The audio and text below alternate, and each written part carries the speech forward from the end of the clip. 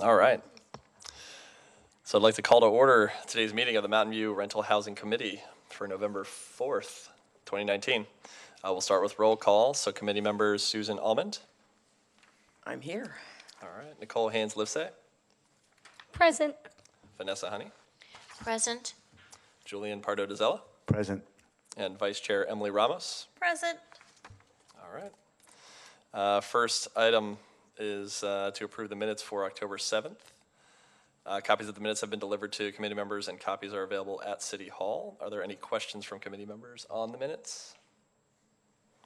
Seeing none.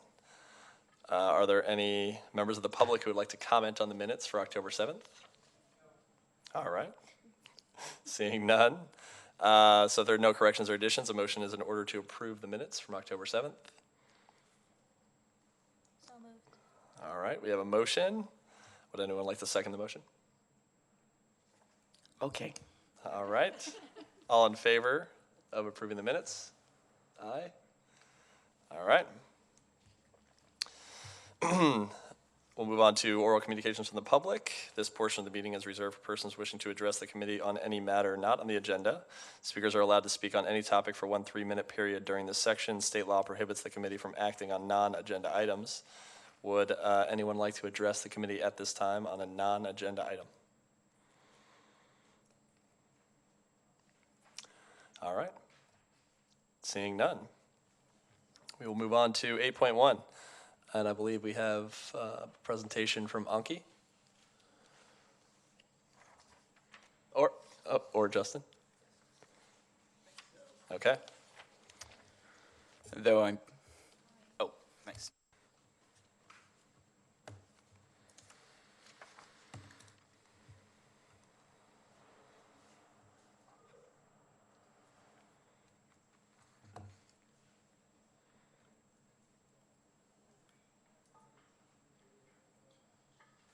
Good evening, and apologies for the slight delay.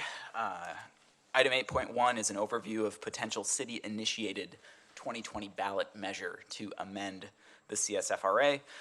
The purpose of this agenda item is to provide an informational update. There we go. Provide an informational update, including a brief discussion of timing on this particular potential amendment to the CSFRA initiated by the City Council, as well as give you further details regarding potential content. And this is really based on the subcommittee's most recent meeting, which was on October 14th, if memory serves. First, to discuss timing, the primary issue here is trying to make sure that we can accommodate, one of two potential dates for an election. The ballot measure, as currently discussed, would be either on the March 2020 ballot or the November 2020 ballot. One thing to keep in mind is that there is a final deadline for the City Council action in order to place any sort of amendment onto the March 2020 ballot. That is technically November 26, 2019. That is not currently scheduled as a City Council meeting date, a regular meeting date, but there is a plan to address these items and these issues on the November 12th meeting of the City Council, though they do have this kind of fail-safe or pressure valve if things run over or if there are revisions or some sort of return of potential content to a subcommittee. The City Council could choose to hold a meeting on the 26th and act at that time, but otherwise we anticipate November 12th will be the big day. With that said, I can give you an update. You should be familiar, hopefully, with these slides, but not necessarily the content. So this content is revised based on the October 14th meeting to clarify the elements or the potential content that the subcommittee is sending to the City Council for review on November 12th. So first off, discussing the relationship between the RHC and the city and City Council, there are 4 main bullet points, 4 main elements, and you'll notice this is much reduced from the previous discussion of the RHC City Council relationship. The first issue, of course, is to note and officially express in the amendment that the City Council has the power to remove RHC members, much like any other commission. Second, the council is looking for the ability to delegate tasks to the RHC, and that does include, as requested by the RHC, some sort of financing mechanism. That is yet to be fully fleshed out, and it could be fleshed out in an ordinance that is actually delegating authority to you, but that is one of the obligations for such delegation, that the City Council addressed that budgetary concern that was expressed. Third, the council does wish to allow non-residents to serve on the RHC, and there's a caveat around that. The City Council would need to first identify that there is a lack of qualified applicants from within the City of Mountain View residents. So there is a caveat there, but there is an option to allow for non-residents to serve. And then finally, there is an amendment to officially prohibit the RHC from self-compensating. So you will no longer have the potential authority to grant yourselves a salary or any sort of compensation. With that said, the council was very specific with respect to capital improvements that essentially asks that landlords be able to recoup expenses for certain specified capital improvements. And there is a lot of delegation here, granting the RHC authority to implement a streamlined process. The word streamlined has been used repeatedly. And the amendments would grant you that authority to draft or create a process that you think is appropriate within some specific parameters. The parameters haven't really changed. There are 3 categories currently drafted as of October 14th, the first of which is necessary capital improvements that address health and safety codes. That's already included in the CSFRA, but required to be addressed through the fair return process right now. So it would pull that out. Second, there's a category of environmental sustainability, and there are some strings attached to environmentally sustainable capital improvements, specifically related to benefiting tenants and cost reductions.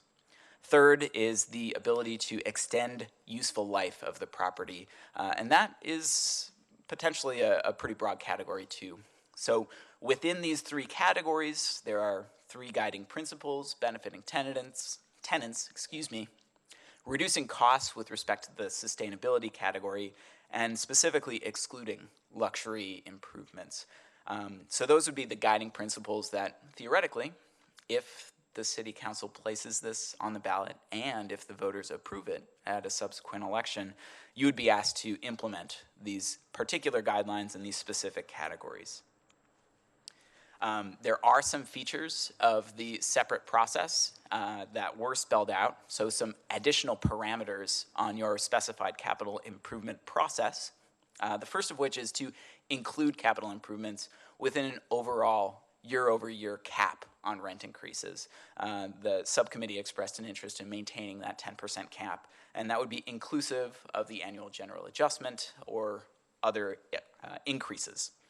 And then the second is a mandate to you to actually adopt an amortization schedule and identify specific improvements that would qualify under those 3 categories. Again, health and safety code, environmental sustainability, and extending the useful life. One of the big discussion points that you're familiar with is seismic retrofits, and that's been discussed repeatedly. So presumably an amortization schedule regarding that. With respect to the annual general adjustment, there was not unanimity or a recommendation from the subcommittee, but there were a number of potential options. The first of which is to maintain the current AGA, which is 100% of CPI-U all items. There is another option floated to set a fixed AGA percentage, a fixed rate from year to year. 4 or 5 were both floated. Likewise, there was an option presented to set a floating AGA. So use CPI-U all items and then add a percentage on top of that. And you'll see that that concept is going to be coming up in our next discussion of recent state legislation. The final option that was thrown into the mix by the subcommittee with respect to a potential amendment to the annual general adjustment relates to prohibiting banking. So there was a discussion that if some of these other options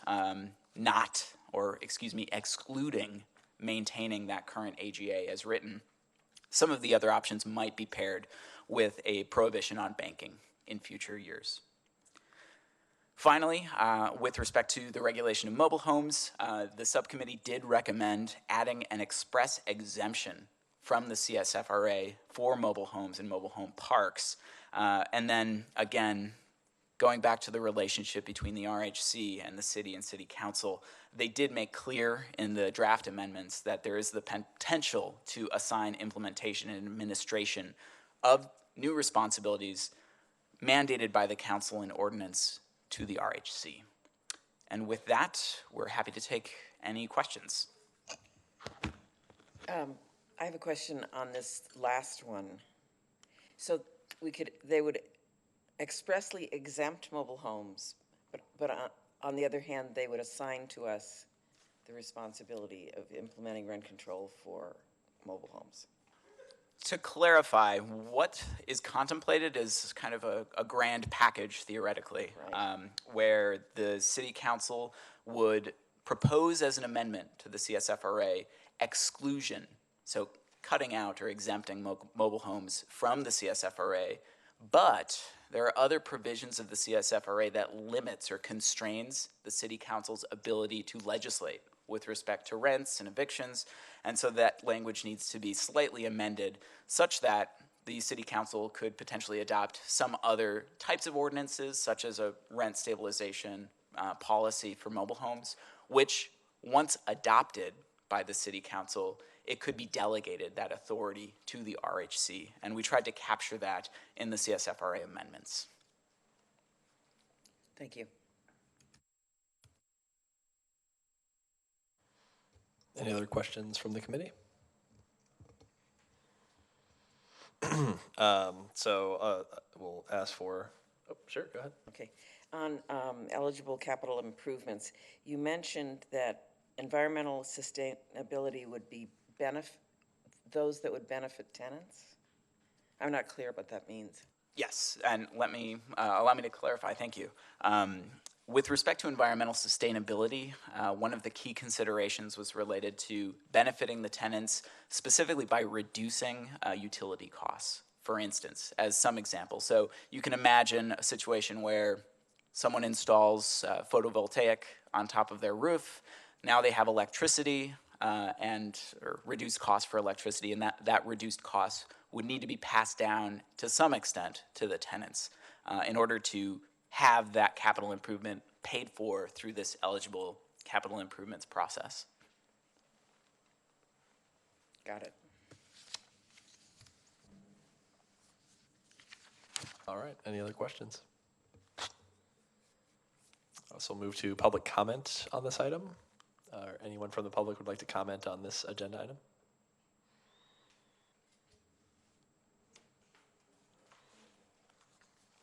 All right, seeing none. Thank you, Justin. And I guess we'll move on to item 8.2, an update on landlord-tenant legislation in California. Yes, good evening. We wanted to give you a little update on landlord-tenant legislation because there are some things that may impact the RHC as we move forward. There's sort of one major bill, 1482, and then there's a variety of other bills that impact the landlord-tenant relationship. So we're going to go through these and try to explain them to you. There are still some questions on 1482 for sure. So 1482 was passed. It will go into effect on January 1st, 2020. It contains two major provisions. It includes a just cause for eviction, and it puts caps on rent increases, so for the units that are covered. The just cause for eviction regulations, they apply for tenancies where the tenant has lived there continuously for 12 months, but if a new tenant has been added to the lease within 24 months, then it's only applicable if all the tenants have resided in the unit for at least 12 months, or one tenant has resided in the unit for 24 months. It's a little bit of a confusing section, might be a little hard for people to figure out that one. 1482 does explicitly exclude any units that are covered by a local just cause ordinance that was adopted prior to September 1st, 2019, or a just cause ordinance that was adopted or amended post September 1st, 2019 that is more restrictive than 1482. So the CSFRA would qualify as being adopted prior to September 1st. So for the units that are covered by the CSFRA, they are not covered by 1482 for the just cause provisions. So the just cause provisions are relatively similar to the CSFRA. They're broken into two categories. There's at-fault causes, and then there are no-fault causes. The at-fault causes may look vaguely familiar because, as I say, they are somewhat similar to what's in the CSFRA. What you would expect: failure to pay rent, breach of the lease, violation of subletting provisions, property damage, criminal activity. So those are the general at-fault just causes. And then there are no-fault just causes, which generally can be broken into four categories. There's owner occupancy if the owner or certain family members of the owner elect to move into the unit. Ellis Act evictions, where you're withdrawing the unit from the rental market. Government orders to vacate, these are typically habitability violations where the unit's not habitable. Or demolition or substantial remodel of the unit. 1482 does include a mandatory relocation assistance provision that the property owner, if they are terminating for no fault cause, has to pay 1 month's rent to the tenant, either give a rent credit or pay 1 month's rent. We put an asterisk here because there is pending litigation. The only litigation so far that's been filed is challenging the relocation provision of 1482. So we'll see how that comes out. And then the second major provision of 1482 is caps on rent increases. So 1482 limits the number of rent increases per year to no more than 2, and it limits the amount of those rent increases to 5% plus the change in CPI. So that would be the maximum annual rent increase.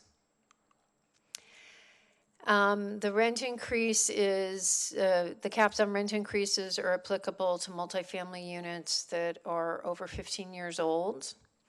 Duplexes, unless the owner occupied it for the entire tenancy, so the owner has to have lived there when the tenancy started and continuously occupied.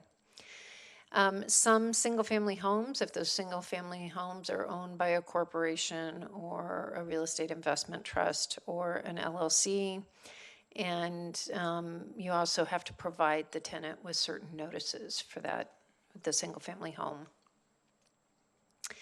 So in terms of how the 1482 interacts with the CSFRA, we struggled valiantly to try to come up with an easy way to explain this, but it's not that easy. So we'll see if this works.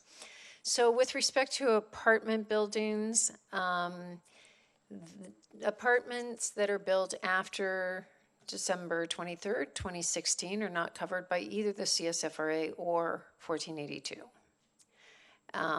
But apartment units built before December 23rd, 2016 will be covered by the CSFRA.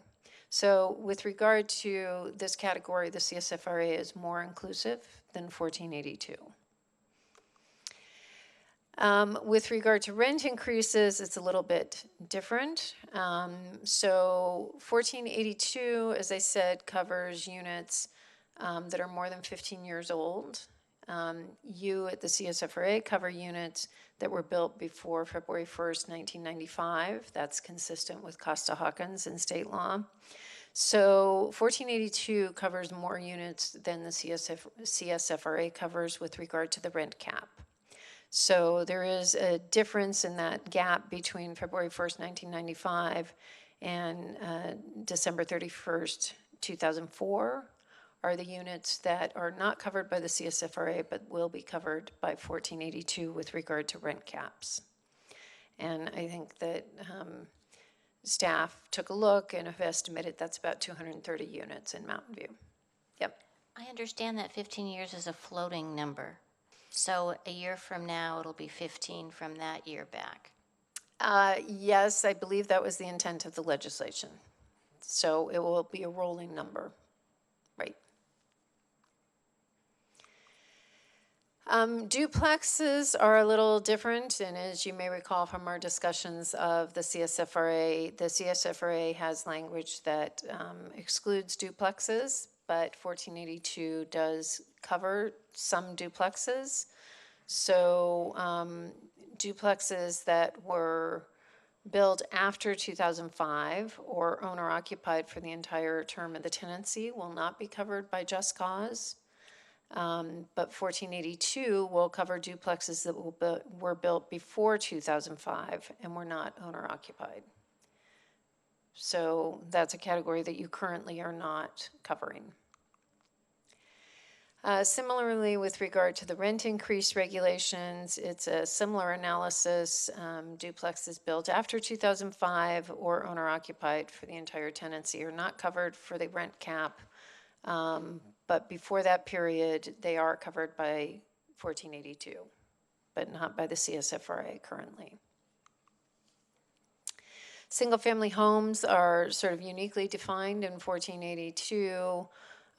You don't currently cover single-family homes, but the 1482 with regard to just cause would cover them if they were built before 2005 and they were owned by a corporation or a real estate investment trust or some LLCs. So, and then similarly with the rent increase regulations, it's a similar analysis as to what is covered by 1482, but not by the CSFRA. So with regard to single family homes.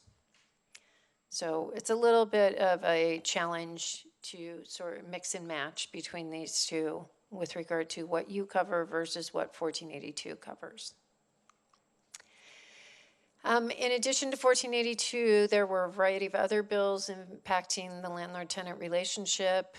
We just want to go through those quickly. AB 1110 changes the minimum period for a rent increase notice for any rent increase in excess of 10%. It currently is 60 days. As of January 1st, that will be a 90-day notice. 1188 contains provisions that would allow a tenant to house a person at risk of homelessness as a lodger, and that person at risk of homelessness would be subject to all of the laws that apply to lodgers. The landlord does have to approve allowing that under 1188. 1399 makes some amendments to the Ellis Act. The primary amendment that is of significance is that it determines that the date the property is withdrawn from the market is the last date in any of the notices given to the tenants. So this could have some implications for tenants' rights to damages or their rights to return to the property if the property owner relets the unit within certain periods of time under state law. 644 is a pretty specific bill designed to limit the security deposits that are required for members in military service if those members are going to occupy the unit. So instead of 2 months rent if unfurnished and 3 months if it's furnished, it's 1 month's rent if it's unfurnished and 2 months if it's furnished. But if there's poor credit, it's potentially 3 months rent. SB 18 is a continuation of a bill that was going to sunset that required a 90-day notice for termination of tenancies if the property had been foreclosed on. So it is making that legislation permanent. And then SB 222 and SB 329 make some amendments to fair housing laws. Significantly, 329 will now prohibit discrimination based on the tenant having Section 8 or other rental subsidy assistance. So they've folded that into the source of income discrimination. The bills also define veteran or military status as protected under fair housing and employment laws. and applies some fair housing laws to short-term rentals. So that is the wrap-up of what your California legislature has been up to this year in landlord-tenant law. And if there's any questions, we're happy to answer them. Thank you. Any questions from the committee? Sure, Emily? It's my understanding that enforcement mechanisms haven't really been placed yet for 1482, correct? There is no enforcement language in 1482. Okay, so what does that mean for people? Do you think that will people be asking us, what do they do, and what do we plan on telling them? Well, it does not appear that you can actually act as the enforcement agency. You could provide education. Given the legislation's silence on enforcement, our assumption would be that tenants could raise 1482 as a defense to an eviction. Presumably, they would have a cause of action against their property owner if the rents were increased above the cap, but it is completely silent on that aspect. So that's something that will probably be subject to the test of court challenges. Okay, and one more, one of the other legislations, because obviously 1482 is the biggest one relating to us, but AB 1188, the tenant may house a homeless person at risk of homelessness as a lodger, landlord approval of content. How does that affect with the regulation? Well, we didn't really pass regulations relating to master tenants. How does that affect our FAQs relating to that? Well, I think we're going to want to look at our FAQs, but the person at risk of homelessness is not really considered a subtenant. They're considered, what the legislation is trying to do is establish a relationship that person at risk of homelessness is treated essentially as the same as somebody who's renting a hotel room and has the same rights as somebody who is renting a hotel room, as opposed to full tenancy rights. So there's provisions for termination that are different than with someone with full tenancy rights. Okay. Does that affect our law in any way? How does that? We should look at the assignment provisions. But yes, and just to note, there is a provision in 1482 that does make it clear that a subtenant cannot charge more for the unit than what is being charged by the property owner. So. That's all my questions. Any other questions? Just as a quick follow-up on Emily's, as far as the regarding mechanisms for enforcement, based on the current process, if we did nothing and didn't adopt any additional regs, and someone raised one of these issues to our staff, trying to, I guess they would try to file a petition, and then staff would look at the intersection of the laws, and then say it does or does not qualify under the CSFRA as a petition that can be filed. And then that, if it is not, then the tenant or landlord would petition through, you're saying the courts, is that right? Yeah, I think that your petitions relate solely to the CSFRA. So if somebody came in like a tenant petition claiming that the property owner raised the rent above the cap, we would have to really look at whether you have authority to accept that petition. It is a bit of an unanswered question. We've been talking about this with a lot of people in the field. People have different opinions as to whether a city could take up enforcement of 1482. I don't think we have an answer on that yet. I see. And I guess the question is, right now, is it your thought that we should and probably will need to adopt additional regs, or as it goes, things could, the system that we have in place could work for this right now? I'm not sure that there's a lot of additional regulations. I think the biggest issue that we have with regard to the intersection of 1482 and the CSFRA is the annual cap on rent increases, because you have a 10% annual cap, whereas 1482 has a cap of the CPI plus 5%, which right now would be less than 10%. And although there's 1482 exempt units that are subject to a local rent control that has a more restrictive annual cap. So that annual cap from the 1482 is probably going to be our cap for annual increases. So it may impact banking if people banked their rent increases and wanted to go up to the full 10%, that may not be available to them. Last question for clarification. So if it was in effect, if our local law was in effect prior to September, it's still subject to the restrictive, it still has to be more restrictive.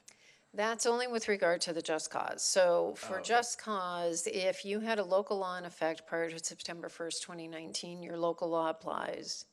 If you amend or adopt a just cause ordinance after September 1st, 2019, it applies to the extent it is more restrictive. It needs to be more restrictive. So when you have to make findings that it's more restrictive. I see, but the rest of the regs But are with regard to the rent cap, the language is different. Okay, So all right, thank you. Sure, go. Would the city or would the RHC be able to refer to the city mediation, anyone who came in about a 1482 issue, as sort of a stopgap, just say, hey, that's not really the space we're in right now, but we do offer a free mediation program, perhaps that might help you, since that's non-binding? yeah, if the parties voluntarily wanted to participate, but I don't think we could require anybody to participate. Right, but I think that would be a good suggestion. Was it my understanding that the city terminated the mediation program after Measure V was passed and went into effect? No, the voluntary mediation program is still in full force and effect. What got terminated is the rental housing dispute resolution because that program was no longer continued by city council. So instead of the rental housing dispute program, Measure V came into effect. But the voluntary mediation program has been in place for over 40 years and is still going strong. Who's funding it? The city of Mountain View. Okay.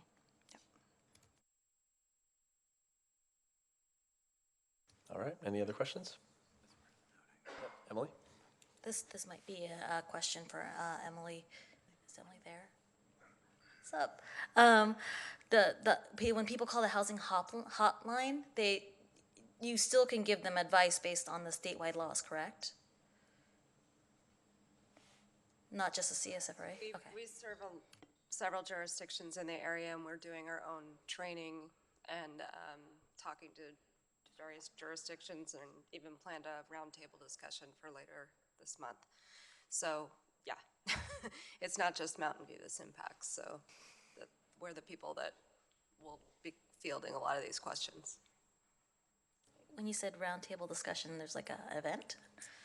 It's November 22nd. It's targeted towards city staff from all over the Bay Area. We have a couple legislative staff members and representatives from a city with rent control and city without, and have also invited CAA, tenants groups, high-profile housing providers.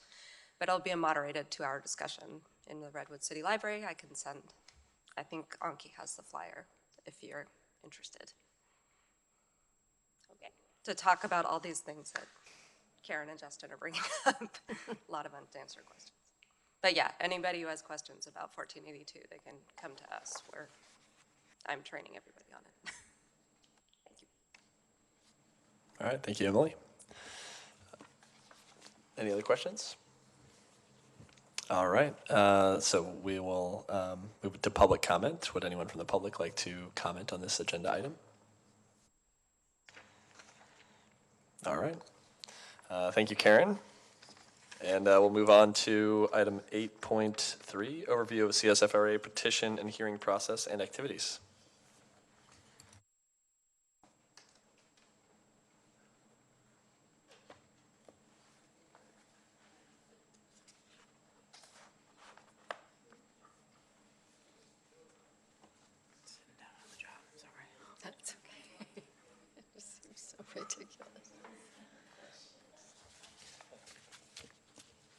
Good evening, everyone. Item 8.3 is a staff presentation on the CSFRA petition and hearing process and activities.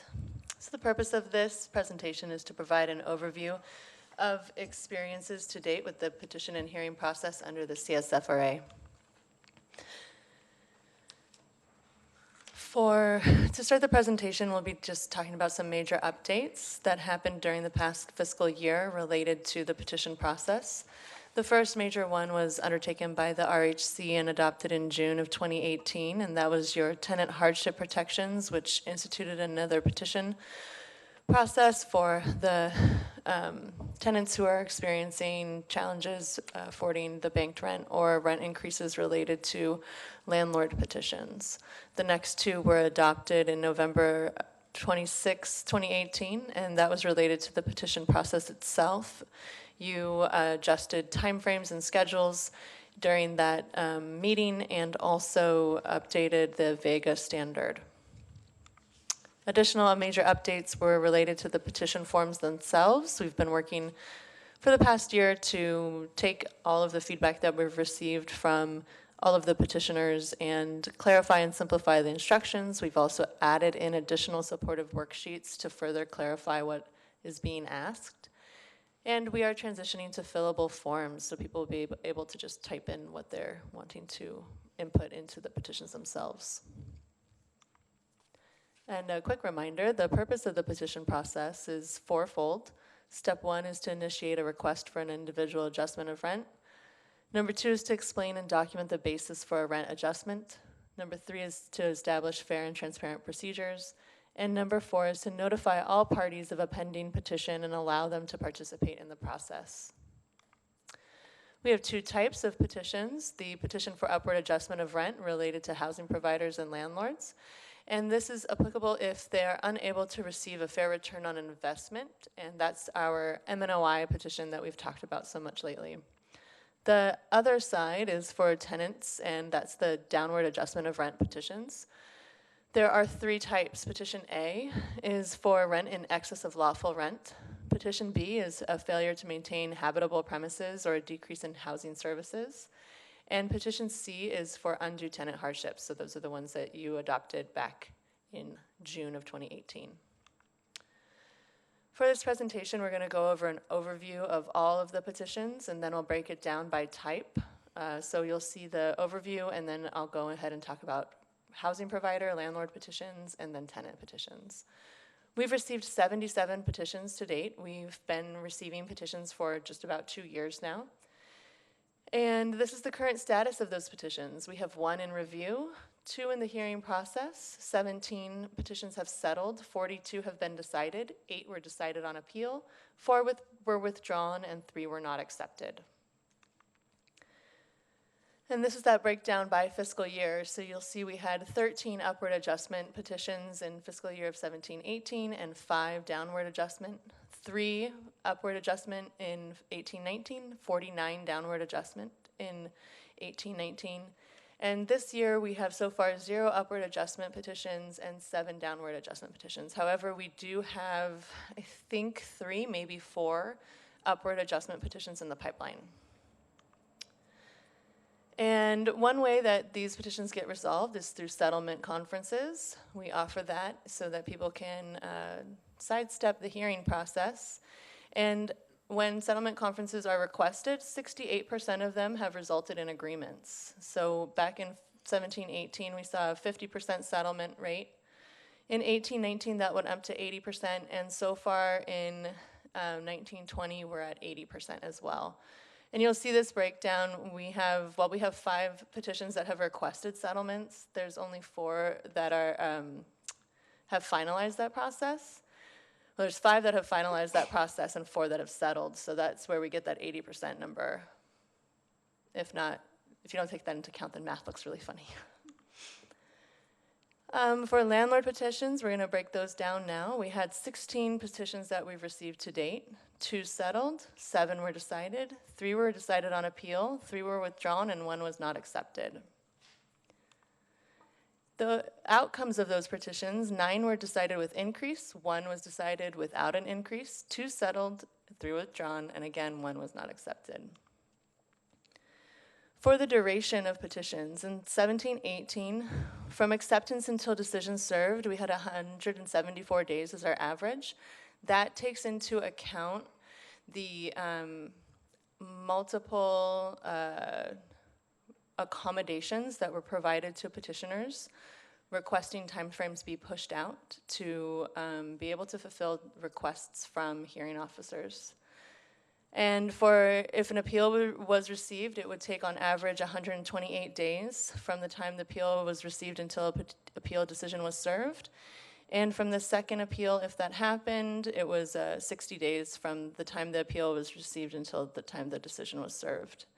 Those last two, for the appeals, there were very few, so if there's a blip in the data, if something took longer, or if people requested different appeal dates, it changes the timeframes there. And in 1819, we only had a settlement conference for a landlord petition, and that was 106 days on average. And for settlement conferences related to landlord petitions, we had 29% of settlement conference requests that resulted in agreements. 6 requests happened in 1718, and only 1 of those petitions settled. There was some of the petitioners requested increases that were quite large, and so you could elucidate that the reason why people were unwilling to settle was because of how large the increases were. People were not interested in continuing that process.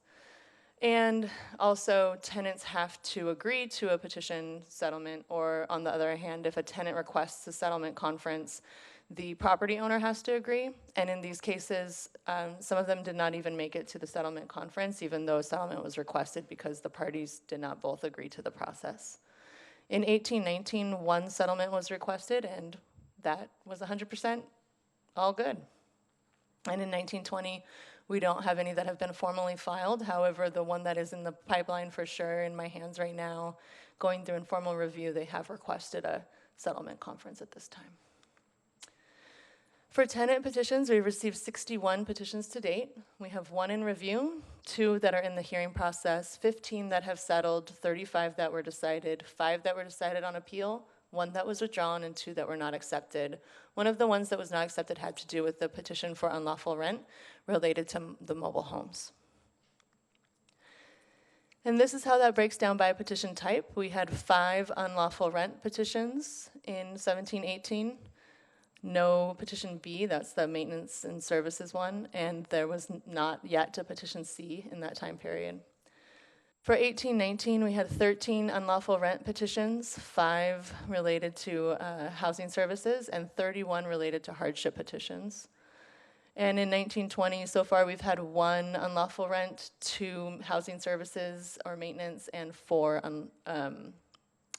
hardship petitions filed. And this is how that breaks down by type. So as you can see, the majority of our unlawful rent petitions have to do with a failure to provide the rent rollback. We are still receiving those, sometimes from the same property. We had 3 that were for increases above the AGA, and 2 that were where property owners were filing for that 2.6% banked increase, and that was not allowed. For petition B, we've seen 2 failure to maintain habitabilities, 2 decreased services, and 3 petitions where the petitioner was filing both causes. And for petition C, we had 17 undue hardship petitions related to the AGA, and 18 related to an upward adjustment of rent petition. And this is the time frame breakdown. So from the acceptance until settlement in 1718, it was a 24-day average. And in 1819, it was an 85-day average until the decision was served. And if there was an appeal, which we had 3, it was a 45-day average until the decision served. And from the second appeal until the second appeal decision, we had 1 petition that had a second appeal, and that was a 48-day time frame. We did have settlement conferences that resulted in 83% of settlement conferences resulting in agreements. In 1718, it was 100%. All 4 petitions settled. In 1819, 78% settled when requesting the settlement. And in 1920 so far, we've had an 80% rate. And for future updates in the petition process, this is what staff is working on this year. We're going to finalize the transition to the fillable PDF forms. So we will actually have for housing provider petitions, we'll have 2 separate ones. One will be for properties that are from 1 to 15 units, and one that will be for more than 15 units. Staff has to go in and code the forms, so we want to make sure that it's as useful as possible, and that cap up to 15 is most of our buildings. So we're hoping that that slight difference between the 2 forms will be helpful to people so they won't have to be swimming through multiple pages of a form with all the same information. Number 2 is to complete the design of the online petition process. So right now, our housing provider portal that we have up and running, it will also have a tenant side portal, and we're getting really close to potentially having people be able to file their tenant petitions online. And then in the future, we will also have that same function for housing providers. And step 3 is that we're working on creating an Excel workbook specifically for housing provider petitions, where all of the calculation fields will auto-calculate for them. So it should make it much easier and also faster for the hearing officers to determine what kind of math is happening or where math errors occurred. And then the last one is to adapt the process as necessary if there is a change or an amendment to the CSFRA. And that concludes staff's presentation on this item. All right. Thank you very much. Committee questions? No. I have a couple. Based on the volume that we have right now for petitions and and maybe we get into this in the next item, but now that we have a few years under our belt, do you feel like we will be, are we using the volume to forecast budget for the upcoming years? I think that is at this point, still remains a challenging question. We are going to be doing targeted outreach to some of the smaller property owners that we feel could likely benefit from a petition process through the feedback that we've received. Additionally, we're still fighting the confluence of people feeling uncomfortable coming and filing petitions, especially tenants. We receive a lot of feedback from tenants specifically that they're fearful of retaliation from their property owner if they file a petition.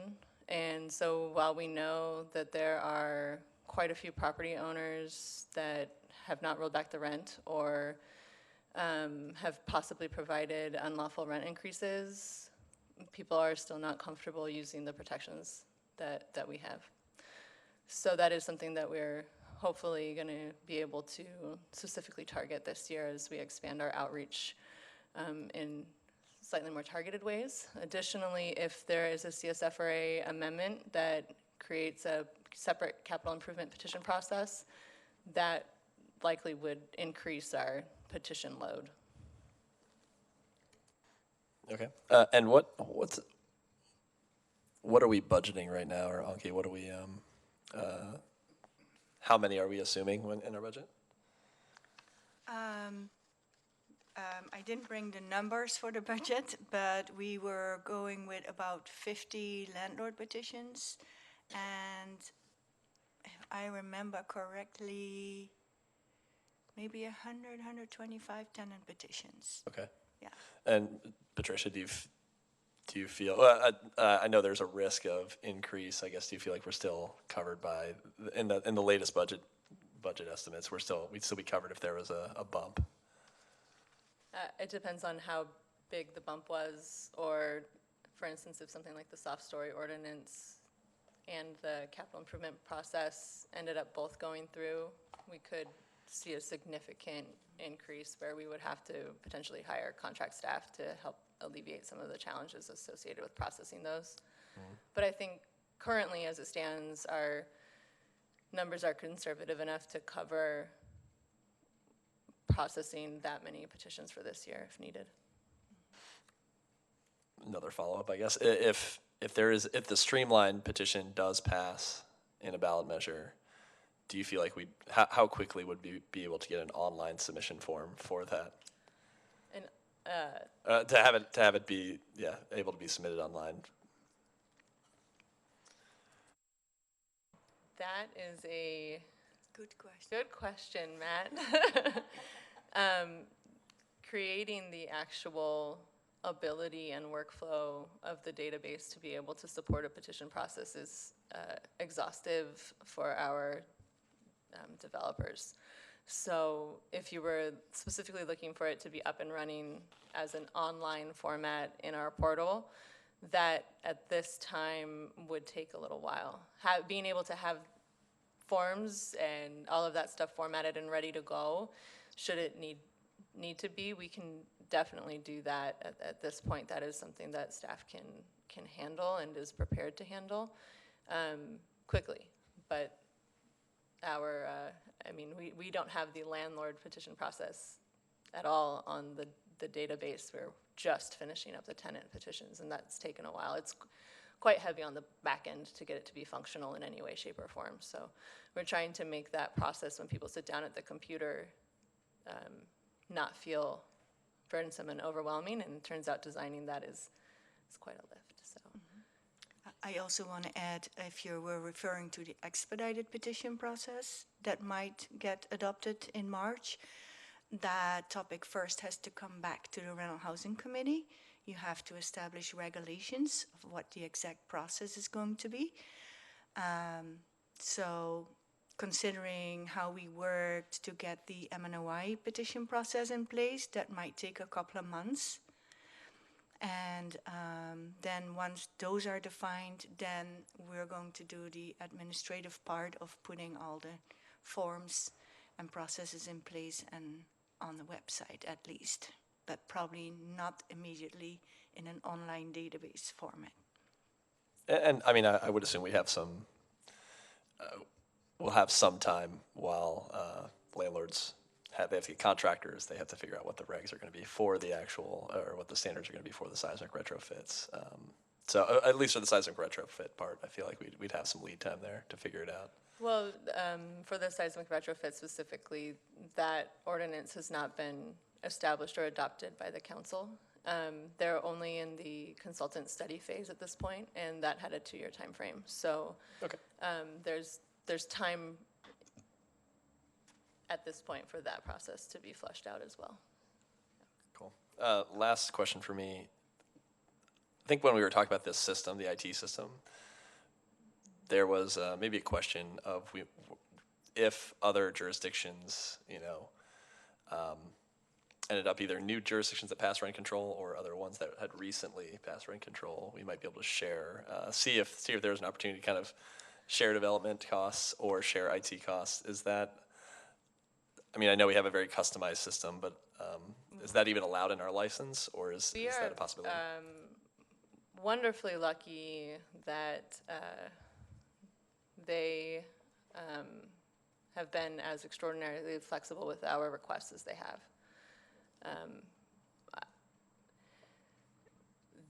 I would say, if anything, our model is now being utilized as an example for other jurisdictions. Cost sharing wise, I think that in all realistic statements, what we are currently contracted at is reasonable for the given amount of work that we're requesting. All right, thank you. I have a question. Sure. And I don't know if anybody in this room can answer it, but the ballot initiative, I've never seen in it any language about like an implementation schedule. So the ballot initiative will eventually have language that sets out the specifics, right? But from what Anki is saying, it would come back to us to have to implement? Certain parts of it, if it gets approved by the voters. But the CSFRA itself, if the amendments get approved, the amendments go into place as soon as it's adopted with some extra timing. Yeah, when the election is certified, then the amendments go into place immediately.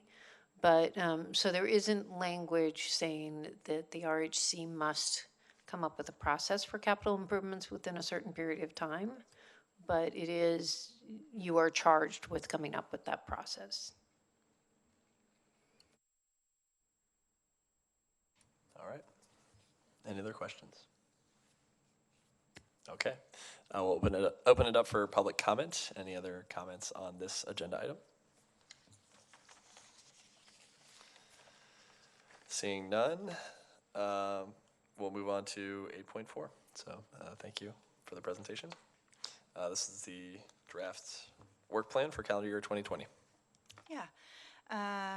So the purpose of this agenda item is for the Rental Housing Committee to review and decide on a work plan for the Rental Housing Committee for the calendar year 2020.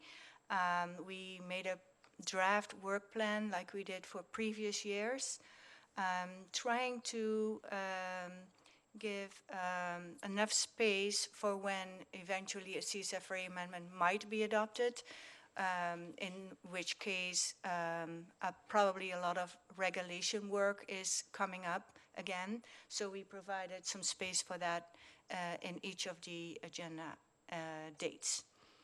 The other item is that appeals can always be coming up, so we're leaving some space for that in each of the meetings as well. And then the other items are mostly either annual return items, quarterly return items, or yearly renewals and budget reviews and determination, as well as AGA and appointment of the chair of the Rental Housing Committee.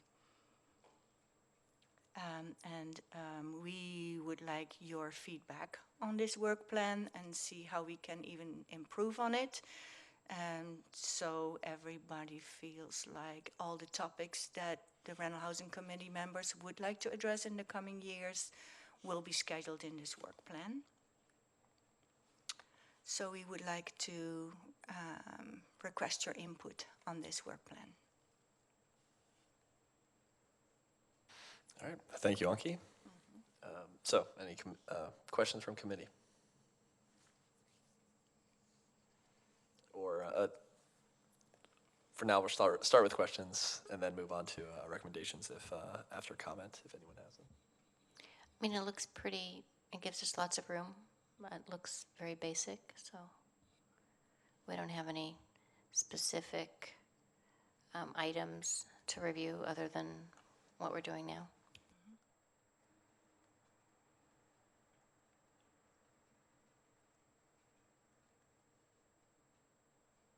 Any other questions? All right. Move on to public comments. Would anyone like to comment on this agenda item? No takers. All right. Any just comments from the committee then?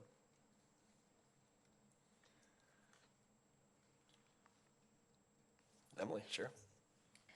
I mean, maybe this might not be the good year to do, as we're still working out things that that we necessarily have to do. But I would love to start getting into study sessions of things to either improve our process. At some point, this year might be a bit too much for it still, especially with the ballot initiative coming in.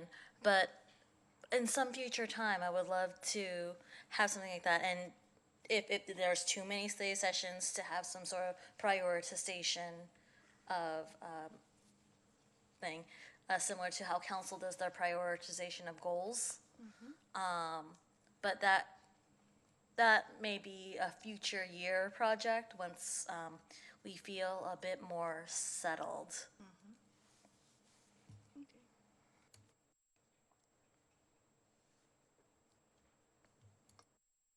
right, thank you, Emily.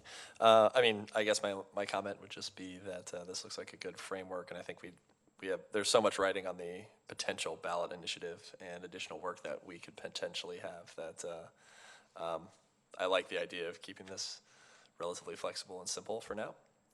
And then if the ballot initiative doesn't pass, then it will have different work. It can focus on different things. So a lot writing on that. All right. We'll move on to 8.5, quarterly financial expenditures for fiscal 2019-20. Yeah, so the purpose of this agenda item is for the Rental Housing Committee to review the quarterly financial expenditures through September the 30th of 2019, also known as Quarter 1. The key categories haven't changed from previous years. We usually group our expenditures by personnel services, non-personnel services, capital outlay, and interfund expenditures. For personnel services, about 21% is expended, and that is slightly below budget due to just the salary scales where our personnel is at this point. For non-personnel services, there is only 11% expended and 70% encumbered. So the encumbered part is where we have contracts in place for the rest of the year for anticipated costs. And currently the expenditures are below budget due to the quarterly billing of service providing. There's usually happening the quarter after the quarter is served. And to date, there are fewer petitions, hearings, and appeals, which means less hearing officer and legal costs. For capital outlay, we have 0% expended and 21% is encumbered. And that refers back to the contract we have with 3DI, where they are providing a lot of services without and there's a lot of deliverables in each phase. So they haven't even sent us a second invoice yet because they're still working on the deliverables for this phase number 2. In general, we ourselves were very surprised at the amount of services that they're providing for us, considering the total amount of the contract itself. I think they're using us as a kind of a test case to see how they can implement our requests and needs, and then they learn from that and then provide those same types of input to other jurisdictions with rent control. So I think in that way we are benefiting from that very low price that they're providing to us. The interfund expenditures is 0% to date. The financial department expenses that cost in December of each fiscal year. So in summary, the expenditures so far for the whole yearly budget is 13%, but other costs are still coming. So the budget remaining is still 1.8%. Any questions? Any questions? Sure. Not a question, just a comment. Good job. I like when we stay on quarters and our numbers are in the 20s. That's fantastic. Thank you. I'd agree. Any other questions or comments? We'll move on to public comment. Anyone interested in commenting on the budget? All right. Support from the crowd. Okay. Thank you, Anki, again, for running a tight ship. And we will move on to 8.6, request to place regulations applicable to mobile homes and/or parks on a future agenda.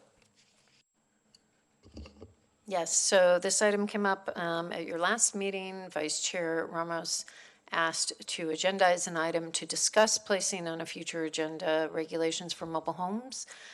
So this is consistent with your rules for operation, which are in Chapter 3 of your regulations, that if an RHC member wants an item placed on the agenda, the appropriate action is to put that RHC member's request on the agenda, and then the RHC will determine whether the item, the substantive item, is put on a future agenda.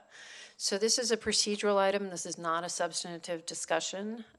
So the topic is whether you want to have a discussion at a future date on mobile home regulations as opposed to a discussion about mobile home regulations. Just to note, you are still currently involved in litigation on this topic at the Court of Appeal. So just to remind everybody of that fact. All right, thank you, Karen. So we'll start with just questions on this topic from a procedural standpoint. Susan? Do we know how long the appeal process might take? No, we spoke with your counsel on that appeal. The appeal is fully briefed. It's been fully briefed for a couple months at this point. The Court of Appeal doesn't have any time requirement for when they have to schedule oral argument. Once they do schedule oral argument, they have 90 days from that argument to issue a decision, but it could be, 6 months before they schedule. It really depends on what their docket looks like and how they arrange their cases. So we really don't have any idea. So our hands sort of tied to respect the litigation? I mean, we can't really take much action, it sounds like. I don't want to say your hands are tied. I think there are issues if you want to talk about mobile home park regulations. I think we're going to have some parameters on that conversation so that we don't impact the litigation.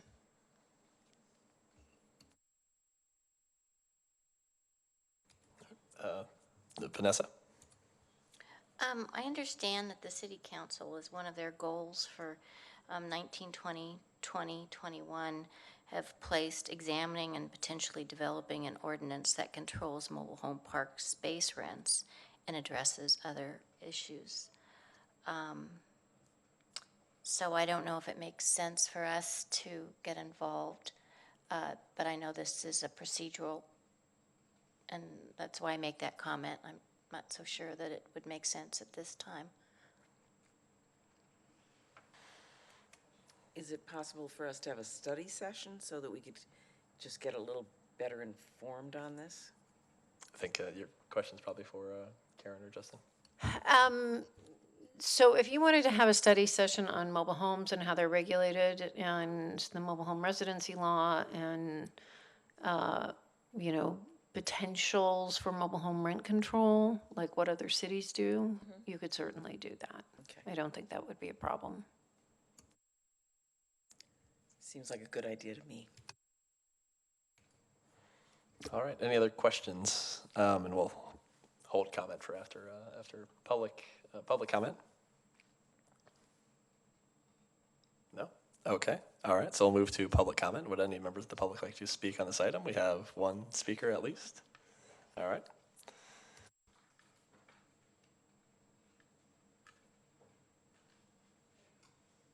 Alex Brown, Santiago Villa, North Bayshore, Mountain View. Yes, please. Please, yes. Study session would be great. Revisiting the decision before for the new members and going over why the decision was made in the first place. In regards to the litigation, the impact of any decisions that you made and could make on the litigation, it would be nice to cover, at least to the extent that you can in a public forum. I would like to hear what you could do and how that could maybe make the litigation go away. Wouldn't that be nice? No more lawyers, no more judges. Well, I mean, except for the good lawyers who we like. And yeah. Anyway, yes, please use your resources to help the people that you can. Now, when you can, yes, the City Council has said they're planning on acting. They might be able to do some stuff. They might do everything. But that doesn't mean that you can't also act now to take care of what you can do, and that they can augment that. They can work on top of what you have the power to fix now. Thanks. Thank you.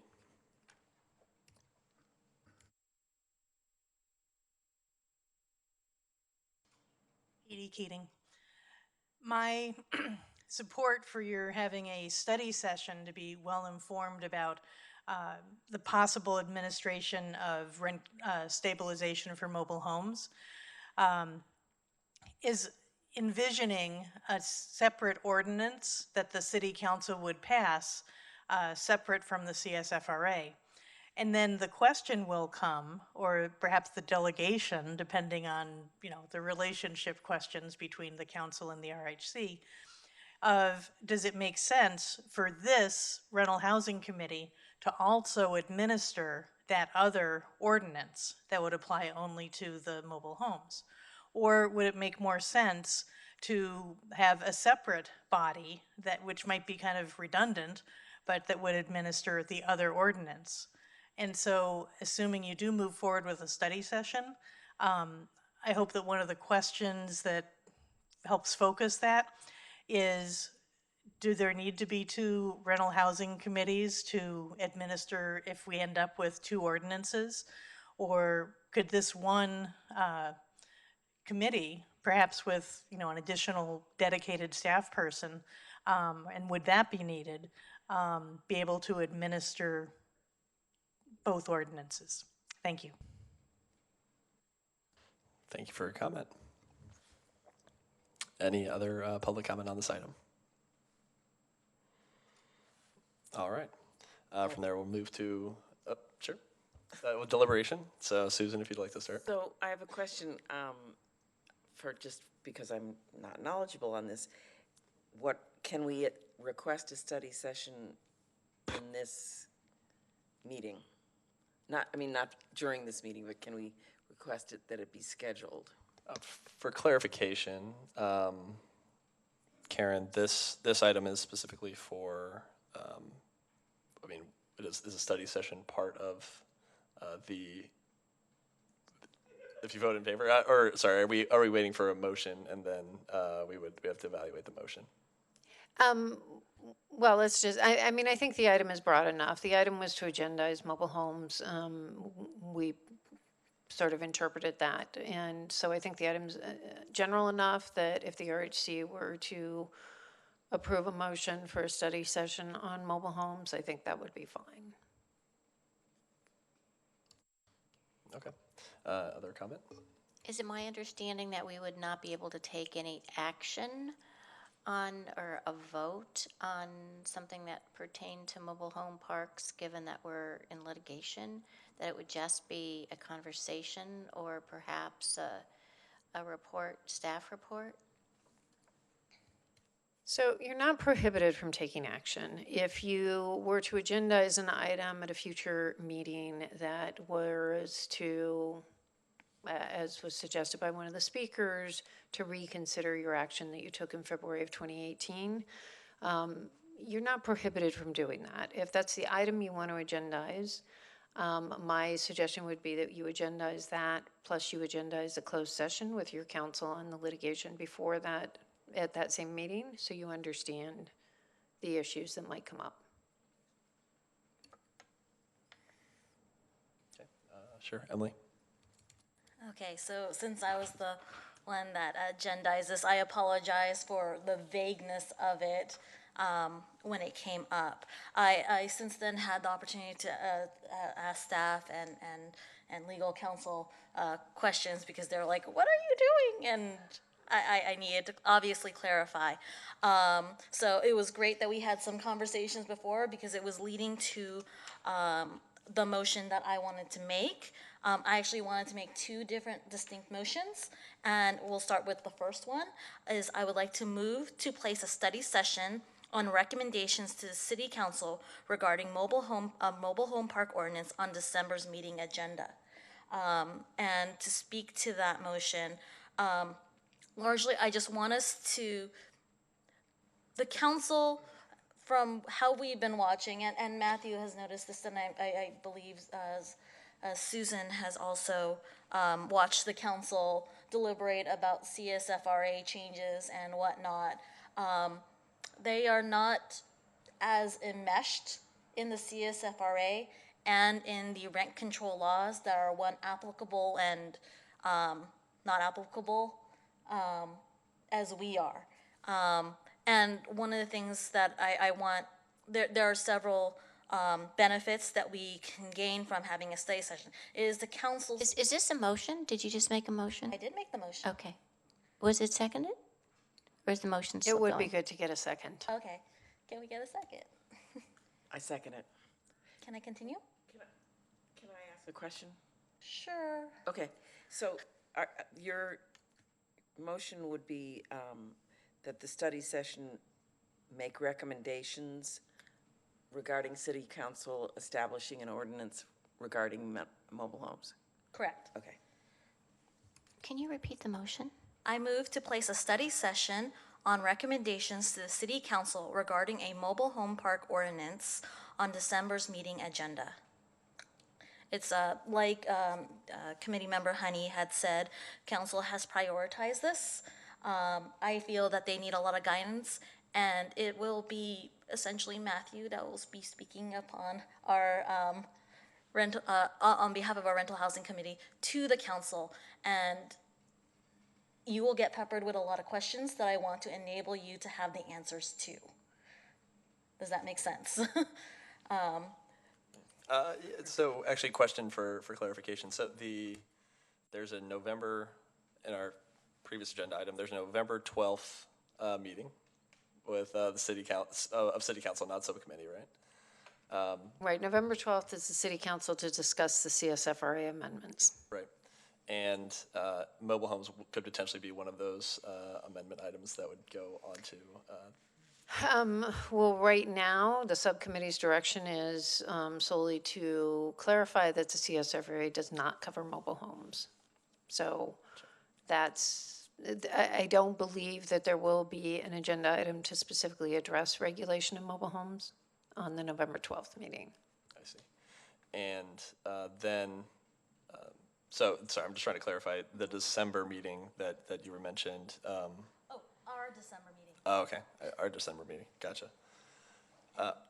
Sure, go ahead, yeah, finish your I motion. could clarify, they Yep. have not set the future agenda items for city council for next year quite yet, but they have indicated that they plan on taking mobile home park ordinances at the beginning of the year, and they're looking at starting with an emergency ordinance, and I want to make sure that we have input on these options before they essentially.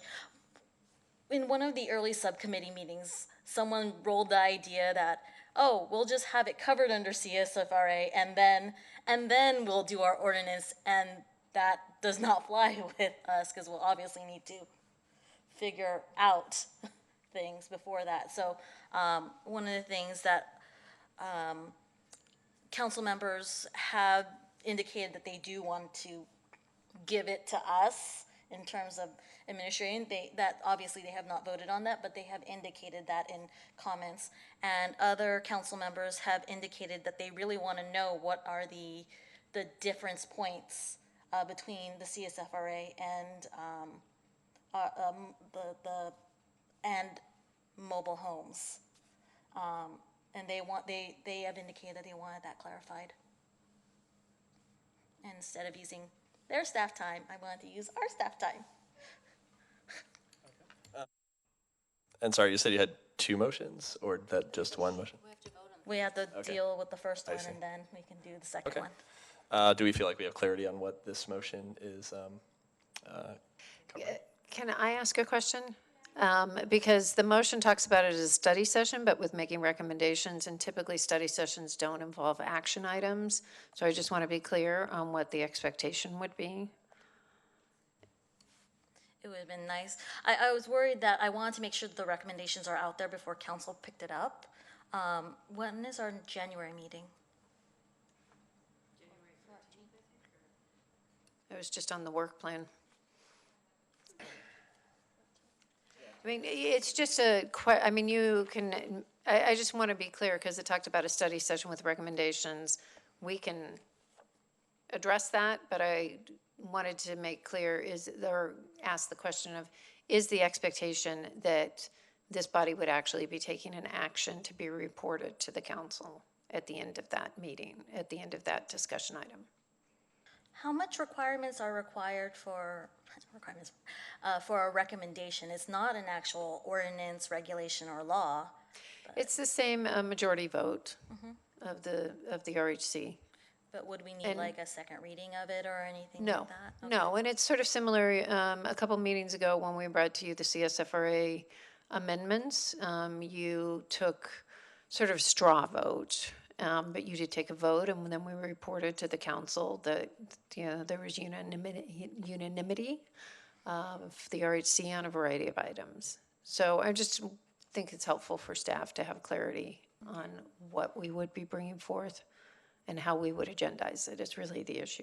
So I'm supportive of having that kind of clarity.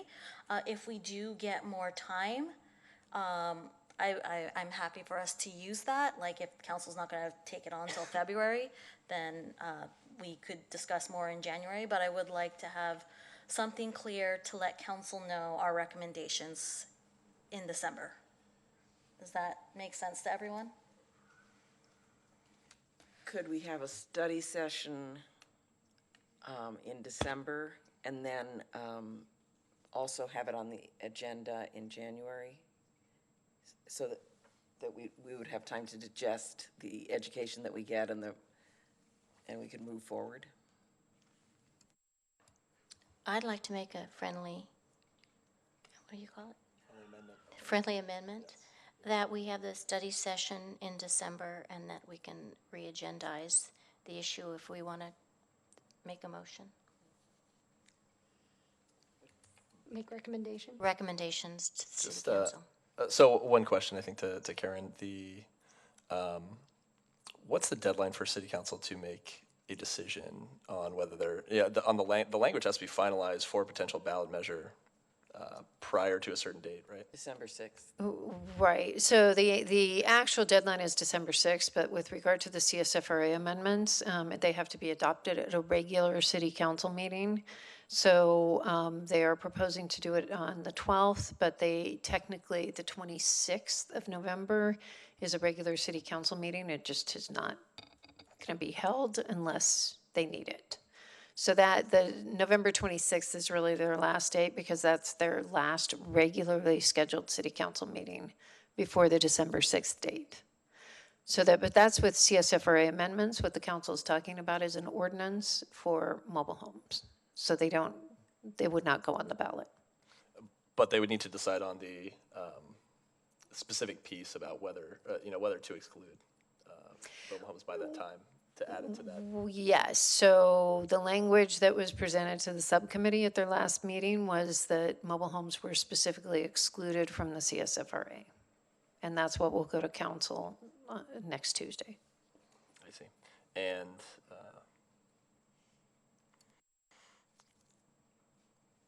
once that is, and then our December meeting's what date?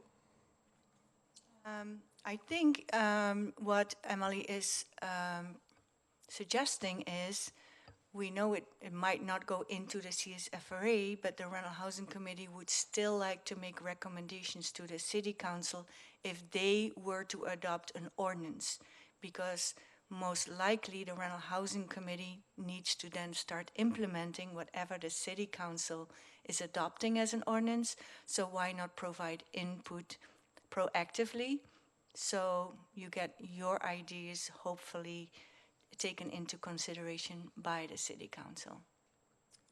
Thank you. And how much,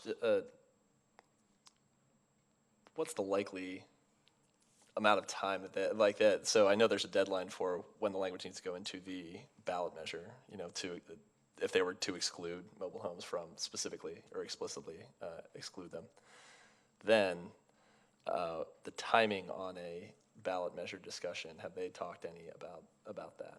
Has City Council? You mean a mobile home ordinance discussion? Mobile homes specifically for the mobile home. I think the meetings I've been at, they've talked about first quarter of January for mobile home ordinance. I don't know if it's more specific than that. And that doesn't go to a voter ballot measure, it is an ordinance that Right. they can just adopt themselves. Yeah, sorry, the reason for my question is more for order of operations. I think, I guess the question is,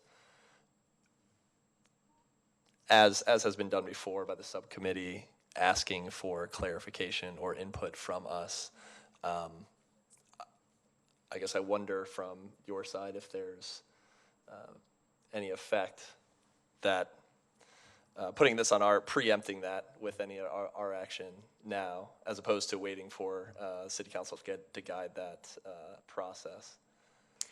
No, I mean, I don't think, I could be wrong, but I don't think that the subcommittee actually will take on the mobile home rent control. The subcommittee was tasked with the CSFRA amendments. I don't know whether the council will appoint a different subcommittee for mobile homes.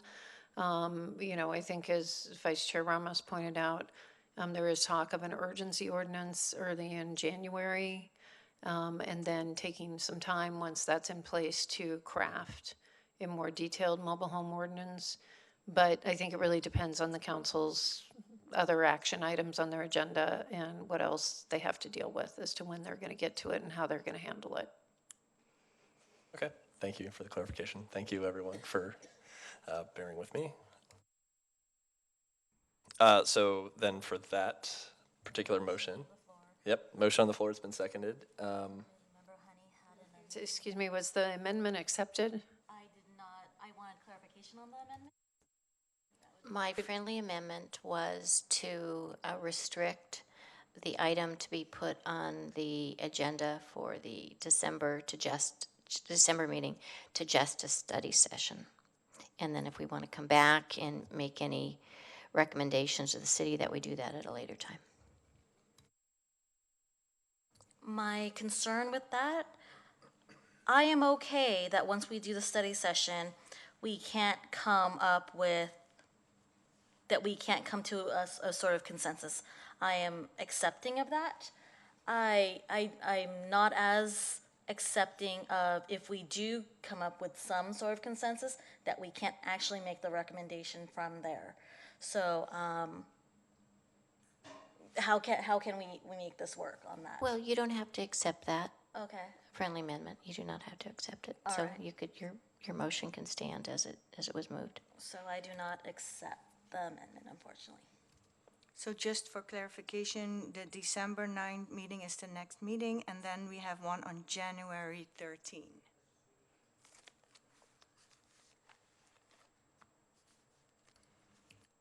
All right, sure, go ahead. Question, do we need to go through the whole ask to agendize it if we want January, or if we need January, or? You can make that decision in December, after you had the study session, to just say, sounds like we're on track here, let's do something in our next meeting or not. So I'll repeat my motion so that we all know what we are voting on. So I move to place a study session on recommendations to the City Council regarding a mobile home park ordinance on December's meeting agenda. All right, so the motion has been seconded. We will hold a vote. All in favor of the motion, please say aye. All right. Okay. Was that two? That's just That was two, yes, two. the motion fails. So the motion fails, but you had said you had a second motion. If that one failed, I don't know about this one. I move to reconsider the February 26th resolution establishing the non-application of the CSFRA to mobile home spaces once all legal appeals have been settled regarding the issue. Do we have a second? Do you have a second on that? Can you say that slower? Sorry, I considering that the last one failed, I don't see much hope for this one, but I move to reconsider the February 26, 2018 resolution establishing the non-application of the CSFRA to mobile home spaces once all legal appeals have been settled regarding the issue.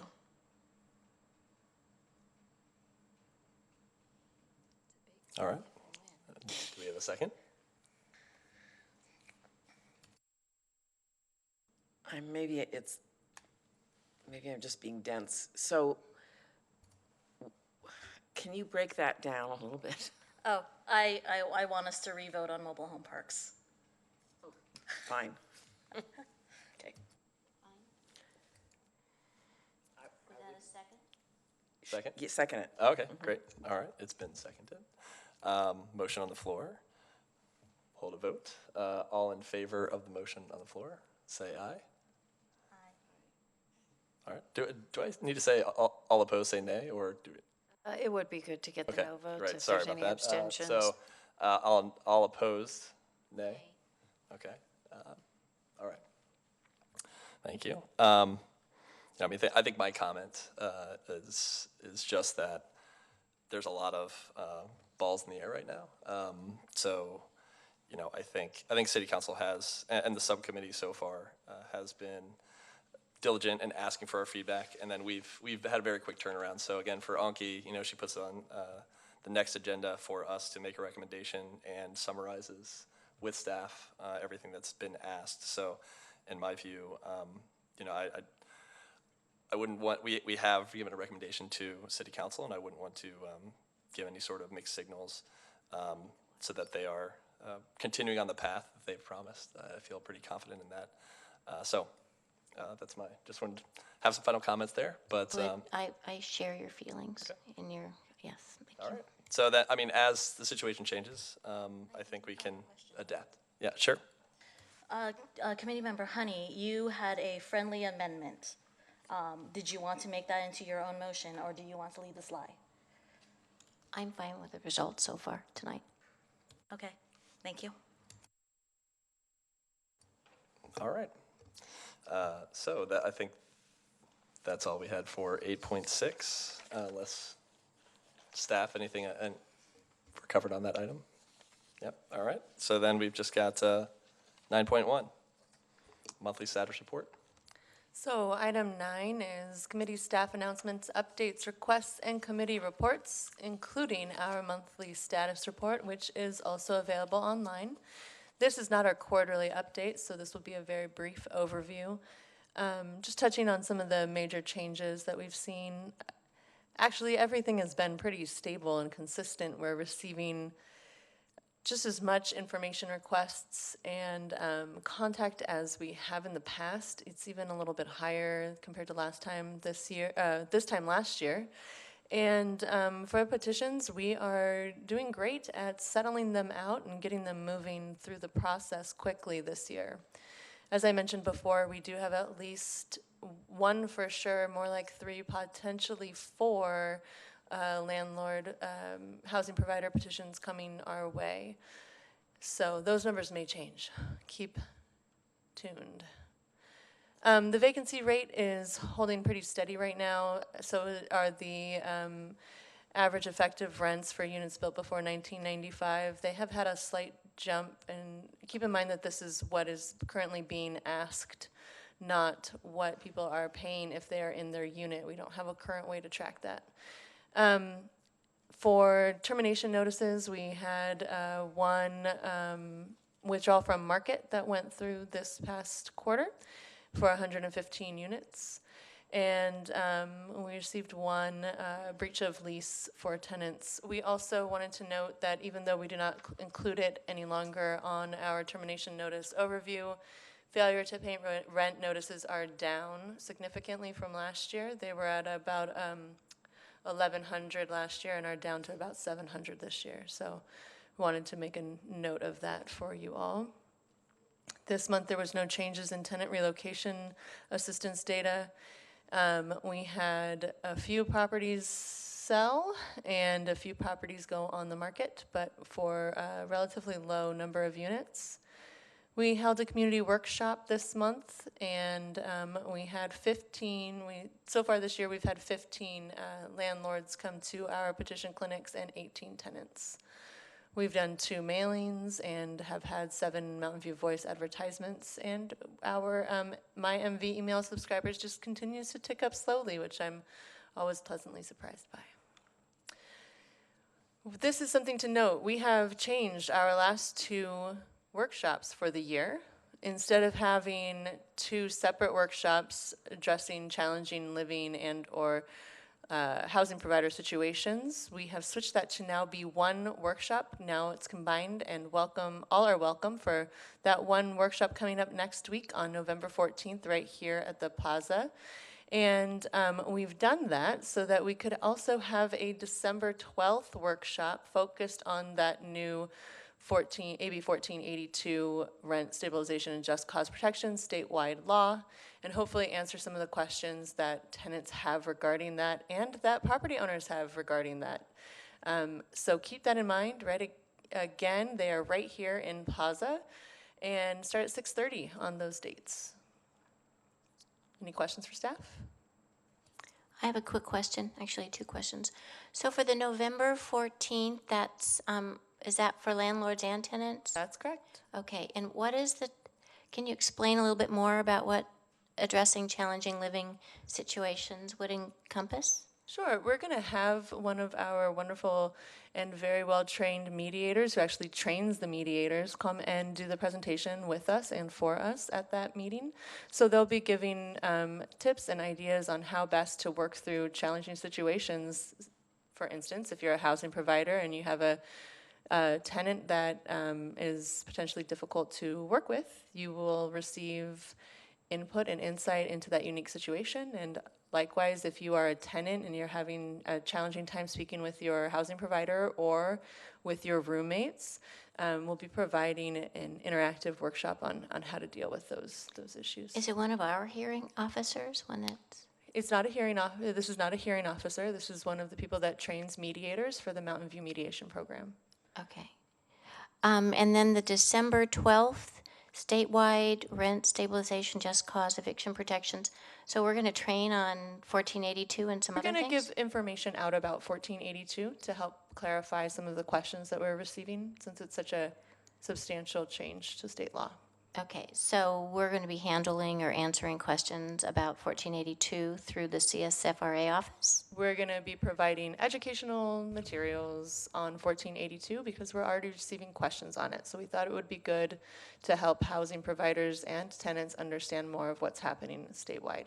We already provide information about state laws in a lot of our workshops, and so this is a perfect opportunity for us to help clarify what we can do as an office and what we're restricted from doing as an office as well. Thank you. Great. Sure. Question, will we be getting postcards on these different ones? Are we sending out that up? We will likely be sending out a postcard for the December 12th workshop. Okay.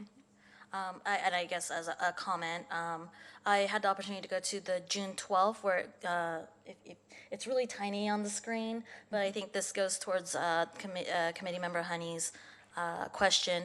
They went over your tenant rights. I guess in the May 16th, they went over the landlord rights under all levels of government, because generally what happens is the person shows up and like, I have no idea if I'm covered under whatever, and we're like, okay, this is your federal rights, these are your state rights, these are your local rights, and it helps the tenants because all they really need to know is what can they do, and that may be different based on what levels of government there is. And we've received quite a few questions from property owners that are currently covered by the CSFRA on whether or not this will affect them.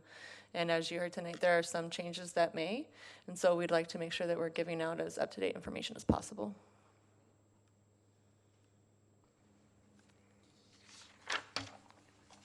All right. Any other comments from the committee? I have a committee report, but that could be later. Is that now? Okay. Sure. I went to the celebration of leaders and fun little activity. They fed us good food, and it was at the community center. Committee member Honey was there with me.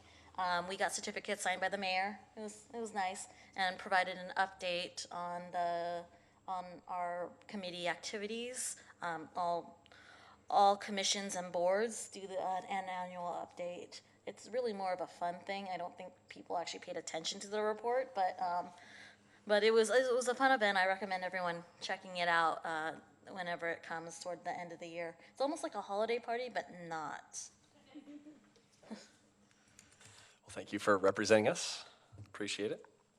All right, and with that, I'll adjourn today's meeting of the Rental Housing Committee until our next meeting on December 9th, right? Okay, thank you, everyone.